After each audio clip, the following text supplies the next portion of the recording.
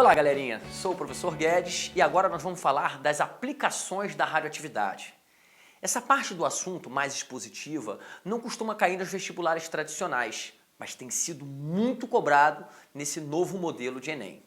Espero que vocês tenham assistido à aula anterior que trata dos conceitos básicos da radioatividade, porque a discussão agora só os fortes entenderão.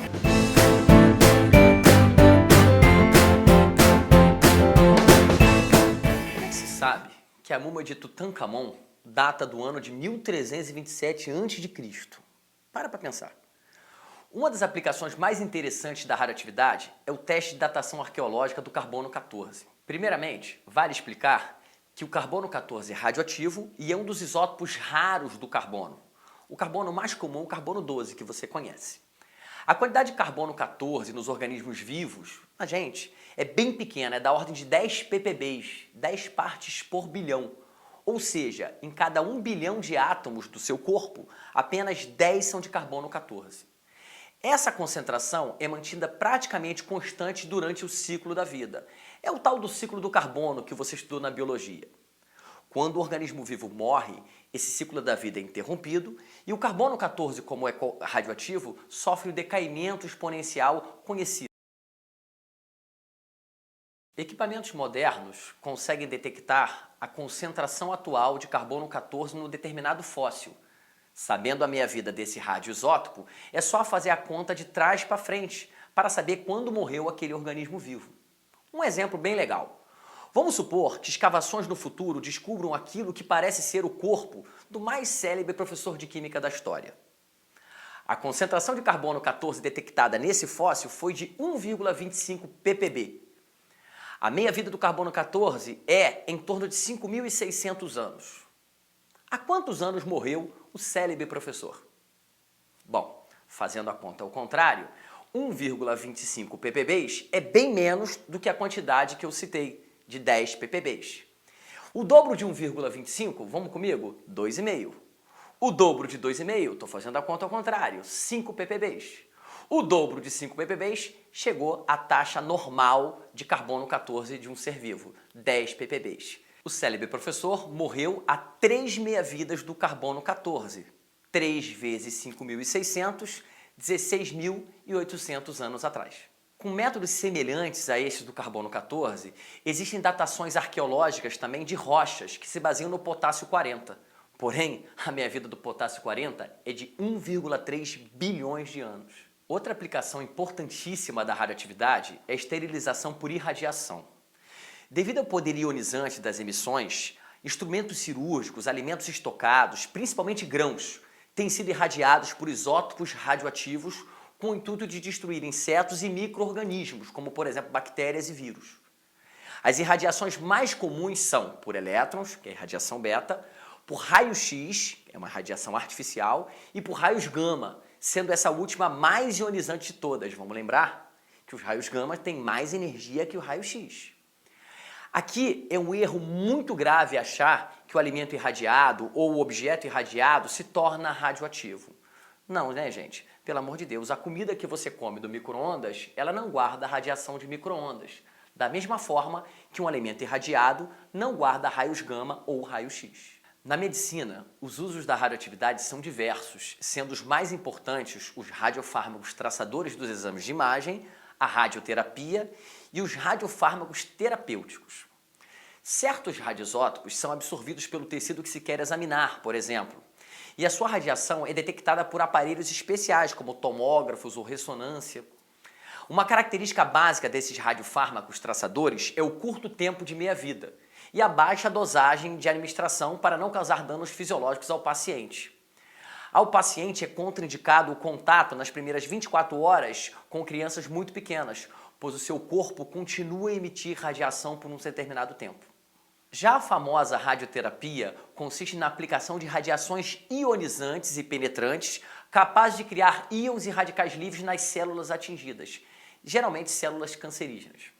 Ela é utilizada no combate de tumores, uma vez que as radiações ionizantes danificam o DNA dessas células. E essas células tumorais já têm um baixo poder de reparo. Como efeito colateral, ocorre também a destruição de células saudáveis e a diminuição na produção de glóbulos brancos. Porém, fique claro, O paciente não se torna radioativo. O caso mais recente de uso na medicina da radioatividade é o de fármacos terapêuticos. Alguns tipos de câncer estão sendo tratados com doses controladas de soluções contendo elementos radioativos.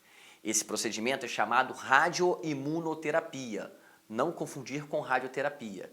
Diferentemente da radioterapia, nesse caso o paciente sim está ingerindo uma dose radioativa e se torna, portanto, radioativo.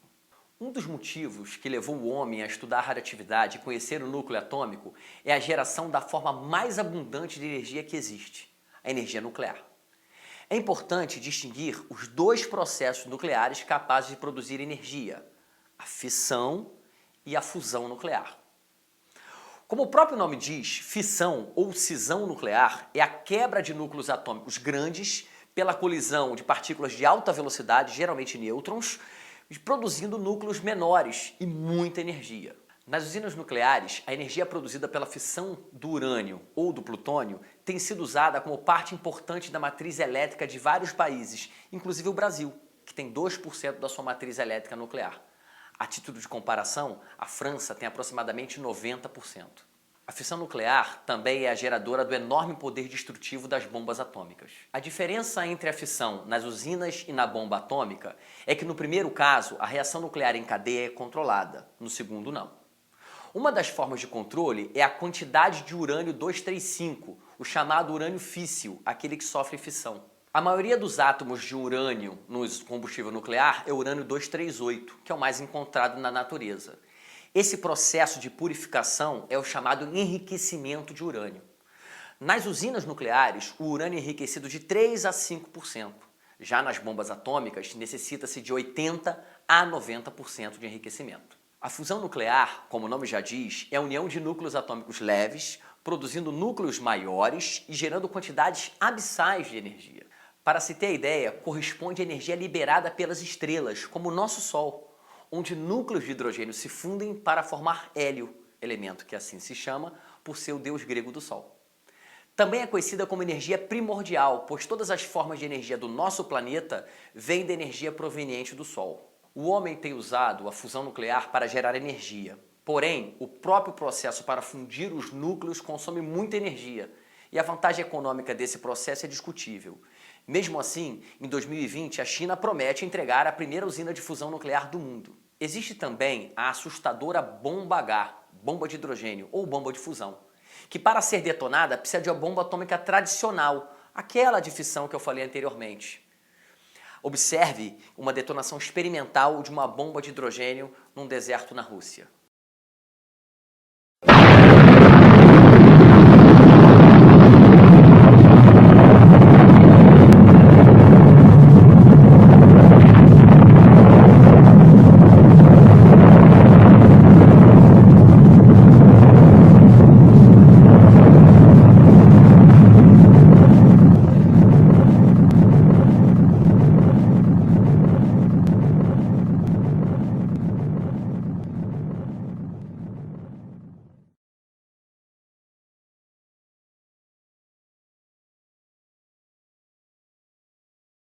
Vamos comentar agora uma questão que caiu no Exame Nacional do Ensino Médio de 2012, uma questão extremamente conceitual sobre o assunto radioatividade.